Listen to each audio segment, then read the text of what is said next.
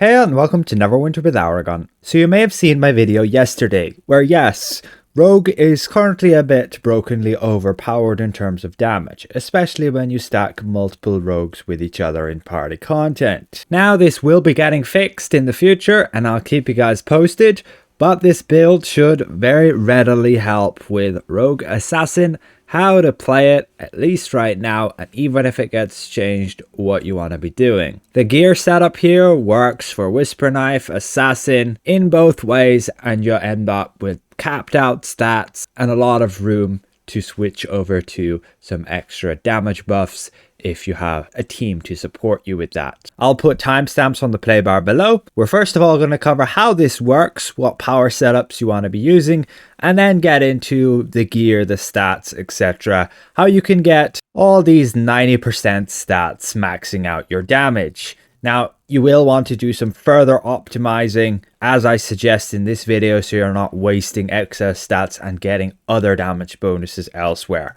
We'll cover that in its own separate section later on in the video. So first things first, our powers, and how does this work? Well, it's orientated around Toxic Blades and Smoke Bomb. But there's one crucial thing that many of you miss.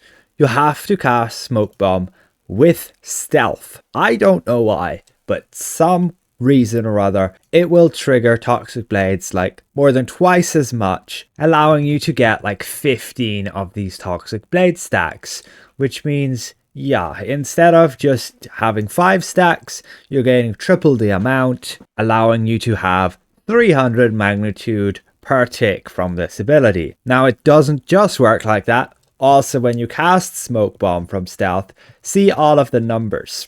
It just spams out Toxic Blades, hitting much more than once every 3 seconds, and you just can get some insane burst damage with this. Now, if you have multiple rogues, you can stack these Toxic Blades. So again, you can get 15 on one rogue, you can get another 15 on another rogue, have 30 Toxic Blade stacks, as you saw in my Zariel gameplay video just here, and you can even have more rogues than that, stacking up, I don't know, insane amounts. So Rogue's damage is pretty crazy. And again, you're always just casting Smoke Bomb with stealth. Now this is the setup I use. Not really going to explain all the details why, but you just use this and your rotation is pretty simple. Use 2 Duelist Flurries, that gives them 10 bleed stacks. These bleed stacks are going to last 8 seconds, so you're going to have to cast Duelist Flurry again before 8 seconds is over to refresh those. So just once, and then you're just using your encounters. Now here you can use Wicked Reminder. You want to use that before you use your encounters usually to try and get the damage buff for them. And then we're using Assassinate and Smoke Bomb. Again, this is for single target. Now, if you are to use multi-target, you can use the same, but just use Path of the Blades instead of Assassinate. That's what I found works best. And usually I've just went with Deft Strike instead of Wicked Reminder, particularly for multi-target. But you could go use Dazing Strike for multi-target, or even your just Blade Flurry. You're just not casting Blade Flurry from stealth because you're using the stealth for Smoke Bomb. So again, moving back to single target and like a rotation you will do, you'll start things off making sure your target has bleeds on them from Duelist Flurry. You cast 2 Duelist Flurries, then we can use our encounters here. Then we'll use another Duelist Flurry to refresh that timer. Then we'll use 4 Gloaming Cuts, 2, 3, and 4. And then we'll use a Duelist Flurry. And then we'll go and use our another Gloaming Cut and then our encounters as they go off cooldown. And then a Duelist Flurry. And then back to Gloaming Cuts, 4 of them. Then a Duelist, etc. So that you're always maintaining the bleeds. Now, if you're to go into an artifact call, you want to make sure you may take advantage of the bonus Tactician's Precision, and you also want to use that feat Knife's Edge. So you again make sure you have bleeds on your target before the artifact call. So that's 2 Duelist Flurries for 10 stacks of bleed. Then you go with the artifact call. Then you go Wicked Reminder, Smoke Bomb, Assassinate, your Shocking Execution, Mount Power, Smoke Bomb from Stealth, Wicked, and Assassinate. And that's your rotation. Very simple. You're basically doing all your encounter powers twice. When Toxic Blades does get fixed with the interaction with Smoke Bomb, even if you just notice it yourself, I'll make sure to update you as well. For single target, you'll be just switching over to Lashing Blade, or even Death Strike if you want to take advantage of that. But again, you can just be going, make sure you have your blades up, then you can go Wicked Reminder, Stealth, Lashing, and Assassinate, and that's pretty much your rotation. Do some Gloaming Cards, and then just keep up the bleeds, and yeah, just using Stealth with Lashing Blade, and then Wicked and Assassinate. You do have the ability to have some extra team support using Wicked with Stealth if you wanted to, but you are giving up some damage. In multi-target, again, you can just do Path of Blade, Smoke Bomb from Stealth, and then you could use your daily power, and then Smoke Bomb from Stealth again, and your encounters. That's if you have it. Everything just dies within seconds. Here we have an Abyssal Hunt. I like to use Death Strike instead for the positioning, and yeah, you can just absolutely nuke these guys so fast.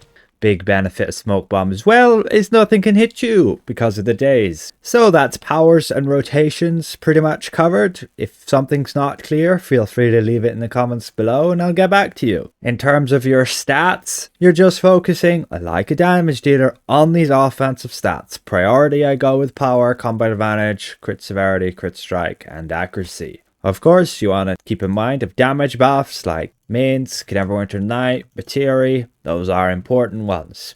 And then you have other things. Now this build focuses right now on getting all my stats capped when I am alone. Again, you can hit all those 90% here while just attacking your target. But if you are in a party, you're going to have team buffs. And you will want to rebalance to fit those team buffs and get damage elsewhere, like switching your boots to damage, switching your enhancement here over to damage, switching weapons over to damage, potentially switching a ring or two, switching a shirt or pants. Again, I'll cover those things in their own separate section later on in the video called group optimization. But otherwise, this setup will suit you just fine if you're going in solo or just with pugs who you're not going to have bonuses you can rely on from them. In terms of race and ability score, I do recommend Wood Elf here for the crit strike and the ability scores, strength and dexterity. You can make other races work just fine. You'll need to do your own bit of stat balancing to differ a little bit. So now we jump to the gear. What am I using? So this headpiece you get from Master Demon Web Pits. You can get exact same bonus one, the Serene Hood from Dragon Hunts. Recommend getting that one early on. The Mighty Chorus, Dragon Hunts. The arms from Master Demon Web Pits, but you can run with the mitts also from Demon Web Pits if you don't need the power when you're in a group, and then you could run with the Mighty Van Bracers from Dragon Hunts. If you are scaled, when your item level is blue here, make sure to run with these Astral Raiders from the Light of Xeraxis Invasions. Massive damage bonus. For weapons, the perfect ones, however, you can adjust your stats a bit and use some damage bonus ones. You could have Stormforge for scaled content, and Mirage weapons are super good for Master Temple of the Spider, Master Semblance Reliquary, and Master Demon Weapons. Outside of that, they're just bad, but they're kind of insane within that content. And there is also Solarum for within Defense of the Moon Dancer. Boots, 5% combat advantage. Alternative, Hardcore Vault of Stars, the Wasteland Wanderers, same bonus right there. But then you can, if you're in the new trial, use the Wild Space damage ones, or even the sharp long boots from Dragon Hunts with 5% damage. If you don't need the combat advantage, you can also get crit severity from here and do some rebalancing using maybe a different elixir. Neck, waist, just have the Shroomwood set. Highly recommend. Rings, this one from Advanced Moon Dancer, or you buy it with campaign currency from the vendor in the ship. This ring from Master Demon Web Pits for the accuracy, and then this shirt from the Auction House or Dragonbone Veil mini bosses, 5% combat advantage. These pants from Seals of the Spider, or you can just get them from the Auction House too. Remember also to take advantage of shirts that can give you damage against drowned spiders, particularly for demon web pits and also Master Temple of the Spider. And then you're going to have different rings that you can use, like this one against Beholder, this one against dragons, so on and so forth. Again, there's alternative things you can use, but this is what I would recommend working towards in this build. The build itself, in terms of the gear, is not going to be getting outdated. This build can work with Whisper Knife, it can work with Assassin just fine, even if they change Toxic Blades, nerf it to the ground, make it not work with Smoke Bomb. All will really change is that you'll switch over to Lashing Blade instead. In terms of modifications, you got some crit severity there, crit severity, and then crit strike, and of course combat advantage for these ones here. That's the armor kits and jewels. Moving on to the enchantments page. Well, this is a little bit of a mess. Does not matter at all what you got in defense. Just chuck in your spare ones here. I have ones that I can switch out here with offense. But I do have here 2 Citrians, a Garnet, and a Cobalt. And utility, I have a Garnet. You want to have generally a Devil's Precision and a Rage of Flames. Rage of Flames can alternate depending on what content you're in for the extra damage from other overloads.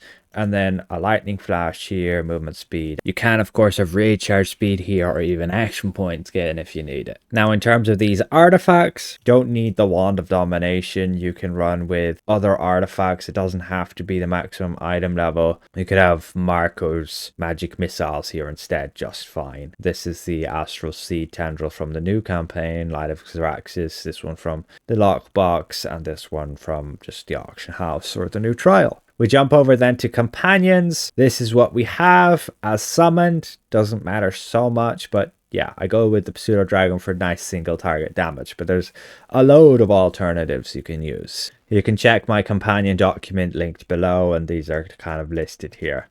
Just read the notes. The Blasphemous Assassin is not as good as it is on paper here in terms of the tests. I recommend Greenscale Bowman and Black Death Scorpion as some of the best to use. So we've got Acute Senses here, Minsk, the Neverwinter Knight, Batiri, Alchemist, and for now we have the Baby Deep Crow, but I recommend having at hand the Raptor. This one you can use for extra power. You give to people who also have it, and they'll give you their buff if they have it too. You can get up to 18.75% power from this one ability, which is just huge. For multi-target in terms of companion, I do highly recommend the Minotaur. Not that I use it. I don't use any multi-target companion. It's just not worth it for me. They don't really do much. The Minotaur is great just because he's going to help group up enemies.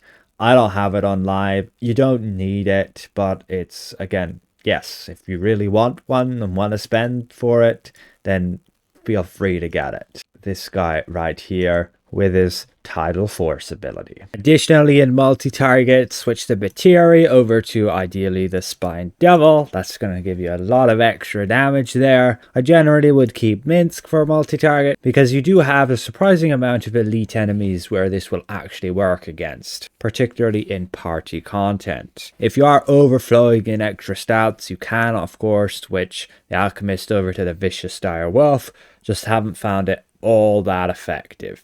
Better off capping your stats for sure first. Moving over to mounts then, our current tab is like Wicked Lich for single target, and I generally like the Vortex from the Legendary Carpet for multi-target.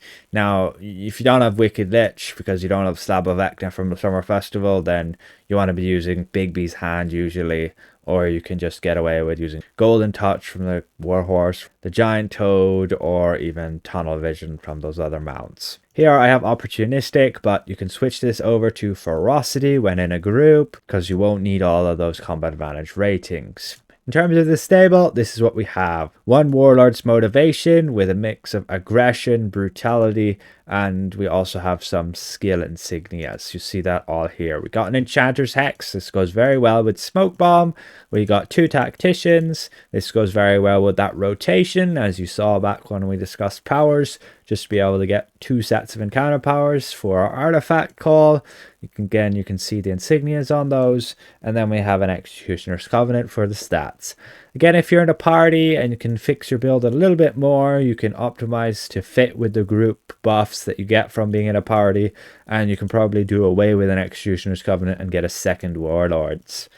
The collars, you just want to get encounter power damage and crit severity. The rest don't matter here, but you can get movement speed, stamina gain, and rough faster diamonds. Not a priority at all to get them on Mythic. You can do just fine with epic collars. We already have 2% more crit severity than we need, so if we just had an epic collar, we'd still be capped out. Then for the boons, I highly recommend just take all these offense ones here, take the movement speed, take the forte, action point gain, and the recharge speed, go with bloodlust, life lessons, and blessed advantage. You can also then from there get blessed resilience. If you're running demon weapons, make sure to have demonic mastery. And then in the guild stronghold, this is what you're looking at. In terms of consumables, we got the flask of potency, squash soup, wildstorm elixir, ratatouille, and an invocation blessing. And you can see all of the buffs that we're getting here as well. With all of that, we end up in combat when attacking our target, all maxed out on these damage stats. And yes, for belt items, a stone of health, the dragonfire, and the awakened forger's box. So now we jump to group optimization. If you're in a party which is going to give you all of these kind of buffs, you want to switch some things around so you're going to end up with some more damage, so you can actually make use of them. First thing to do is change opportunistic over to ferocity. Now you can fit all the pack tactics. Then change a citrine over to a garnet. Now you can fit mystic aura. You'll be able to fit runic aura, no problem. Just be a bit overcapped. Then with tutor and portobello, that 8.5% combat advantage, you have multiple options. You can switch your boots over to like damage, for example in wild space. Or you could switch them over to crit severity to make up for switching weapons over to damage weapons like Mirage or Celerum. Most healers or tanks these days will have a tutor, so you can at least rely on that in a group. However, you can also switch your shirt over to something else like the Lothian ones to get the cooldown reduction. You'll want to pick ones with stats that are actually going to work better than I believe these crit severity ones. If we got that, we then need some power here instead so that isn't overcapped. Or you simply switch acute senses over to a team support one like armor break, vulnerability, or dulled senses. Then for the paladin crit aura, that 4% crit strike, we're probably going to be overcapped with that, but we can change the alchemist over to the dark dealer, getting some more reliable accuracy. And finally the tamed raptor to fit all that power. What you can do here is switch your arms over to like the healing mitts. With that change, you lose the 10% power you would otherwise gain through the other ones. And you can also switch your pants over to also ones that are going to be giving you stats, like the Lothia ones with also the added effect of giving you some extra action points. And that is pretty much it. Again, you can do some further optimization, like if you didn't need extra combat advantage, switch these boots over to crit severity, switch the weapons over to Mirage, and then you should be pretty good there. Perhaps the Dark Dealer back to the Alchemist if you need the crit strike that you would otherwise gain through Perfect as well. Now this build is, yes, very good in its versatility, but some things can be a bit more expensive. You might not have certain things. And well, I'll just showcase my build I currently use on a live server, which is a bit more on the budget side for me. Things are just a bit thrown together.